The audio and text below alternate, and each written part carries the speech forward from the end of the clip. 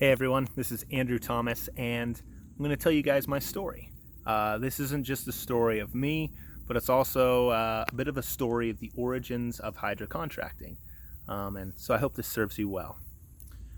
There I was, an 18-year-old punk, just having graduated high school, and looking at a world of opportunities before me.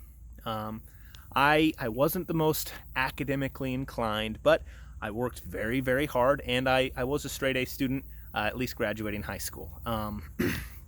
And I found myself wondering what I wanted to do, who I wanted to become, what the world had to offer. But I didn't really know exactly what I wanted to do. I just knew I was a creative of a sort. And so I listened to some of my more academically inclined friends, and they were all heading to the Omaha, Lincoln area for different schools, UNO, UNL, and I followed one of my good friends, and we all joined the engineering corps in Omaha. I was triple majoring, very ambitious of me. I was doing computer, electronic, and robotic engineering. Anyways, a combination of things. A, I was getting crushed by some of my classes, specifically software engineering, or what was it, programming, I guess. But also, I found myself quickly discouraged. I loved the engineering idea. I'm a creator, I'm a builder. I want to create, I don't know, just something cool. And I found out I would effectively be a programmer for some big company, which is honestly a great job, but it didn't sit well with me. I wanted to be the guy, if you will. I wanted to start a robotic engineering company and grow it and come up with some cool, creative, awesome ideas, become the next Elon Musk, if you will. And so I decided, like an engineer, to come at the same problem, but from a different angle, with a different approach. I transferred out of business and out of, a little foreshadowing, out of engineering and over into business, with a focus on entrepreneurship. I did this for 1 year, and again came up with another great finding. Turns out you don't need a business degree to start a business. And so, like a person who had spent their whole life learning, reading, pontificating about, clay, for example, as a potter might, I learned that in order to understand the clay truly, one had to get their hands on it, to really get involved, to understand how it feels, how it works, how it moves, and understanding all the book smarts of it is good, but until you get your hands in it and on it, you don't really know. So I dropped out of school entirely, and I lived like a bum. I was making $9,000 a year working at a car wash. I was privately studying money, and it was a good study. I was studying wealth. How does it work? How does one interact with it? What do successful people do with it? And in the meantime, I was living in the absence of wealth. I frequently lived in living rooms of some of my friends, sleeping on a mattress that I had bought from Goodwill for about $5. Not recommended, but it turned out all right. No lice. Needless to say, I still was able to save up money. I was still able to invest a measly $50 a month, and it helped create this attitude inside myself, one of delayed gratification, one of sacrificing my presence for the future. And by living in this state and studying wealth, I naturally stumbled across real estate. It's hard to not stumble across The Rich Dad, Poor Dad, Robert Kiyosaki. I was very involved with some of the, not involved, but studied frequently and listened to frequently syndicating models and ideas from Grant Cardone. And there were quite a few other people that were influencing me. And eventually one day I finally, like 5 years of this kind of life, ended up saving up enough to where I said, time to jump off the cliff. Time to buy that first property. And that's a big risk. It's a big, scary thing. You save up for years and years and years, and now you're standing at the edge of the plane and the doors open, and I had to jump and trust that this alien parachute hooked onto my back that I didn't know. I didn't know if it would work, but I'd seen other people do it. I had heard that other people were doing it. I knew people who had done it. But now it was my turn. I had to trust that when I jumped out of this plane, this parachute would open up and save me from what would inevitably be my death on the ground if it didn't. And so, the same as a skydiver might, I took that leap of faith into the real estate investing world. I spent all the money I had, and I bought 4 mobile homes.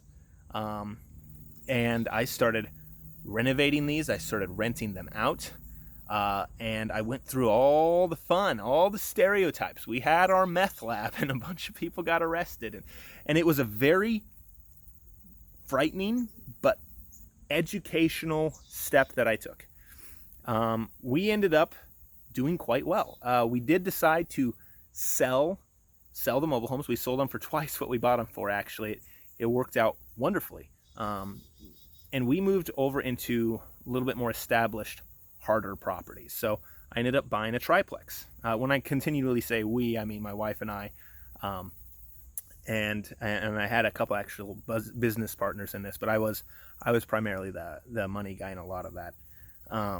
But we ended up buying a triplex and did what's called house hacking. I had just gotten my real estate agent license at the time, and I was hoping to utilize it to help other people with their homes, but also to help me keep my fingers on the pulse of the economy, to understand the ebbs and flows of new construction, of residentials, of the investors. And so I went out and I bought this triplex. And again, another big commitment. But having made it before, it was a little less frightening. I was a little bit more aware, a little bit more trusting of what I was doing. And it went even better. I bought this property. I invested a lot of money into renovations, and it paid off in dividends. I invested $30,000 and I added over $100,000 in equity, and it was incredible. So I created a HELOC on the property, and I get to live there, rent out the lower units. I live for free. In fact, I get paid sometimes in my situation just to live where I'm at. It's an excellent situation. But in all these endeavors as a real estate agent, I was outbound prospecting and marketing, and I was growing this network. And inevitably, I was making more and more connections. This network was growing. And when I had done the renovations on my triplex, I made a 3D chess decision. I decided that, you know what? I'm going to buy every tool I need to renovate this house instead of renting or borrowing. I'm going to do as much of the work on this property as I can. I'm going to track the process of this so I can learn and get what I call the investor's eyes. I can look at a thing and know what all has to go into it, what it might cost, how long it might take, what it should look like when it's done. And I had all the tools as well. So I touched base with my current business partner in Hydra, Cody Schunkweiler. And I said, hey, what if we started a contracting business? And that was an excellent place to start. I had heard from every investor you can listen to that the big stickler was, how do you find contractors that will show up on time, do a good job, finish the work? And that's all we ever heard. And so I thought, what if we can bring that to the investing community? So there we were. We started a small contracting business. And there Cody and I were ourselves in someone's property, fixing bathrooms, doing stuff. And we thought, how can we scale this? So we started bringing on more people, doing more jobs, full home renovations. Well, the thing about investors is they're running a business too. They're trying to save money. And so we were doing the whole home renovations at a discounted price so our bids would get accepted. And we were making a little money, not a lot. But what it did is after 10 or so job sites deals, we found ourselves in a position where we were capable, competent renovators. We had a system, we had a model, and we're still getting better at that every day. But we decided, what if we take another step? What if we, instead of doing this for other investors, buy the properties ourselves? What if we do everything we've already been doing, except when we're done, we can take a 15, 20, 30% profit margin on the after repair value of these properties. So that's exactly what we did. We prestiged, we evolved our business model out from one thing and into another. And so that's where Cody and I find ourselves now. We are these young entrepreneurs, creators, builders at heart, seeking growth and structure and order. And we're buying properties, lots of properties. We're doing lots of renovations. We're expanding our work crews, and things are looking very good. We're taking further steps in expanding our lenders. We're taking further steps in expanding an educational school that we're building to help people get into real estate investing, to help people learn how to identify stressed properties. And things are looking good. So that's just a little bit of a summary of who I am, how things have evolved into the Hydra contracting that is what you're probably learning about right now. And I'll tell you what, by the time you listen to this video, I'm sure it will have grown and evolved into something even better, even further down the line. And so I'm right there with you guys. I am excited to see where this goes. I'm excited to watch it grow, and can't wait for you guys to experience it too. Thanks so much. Talk to y'all later.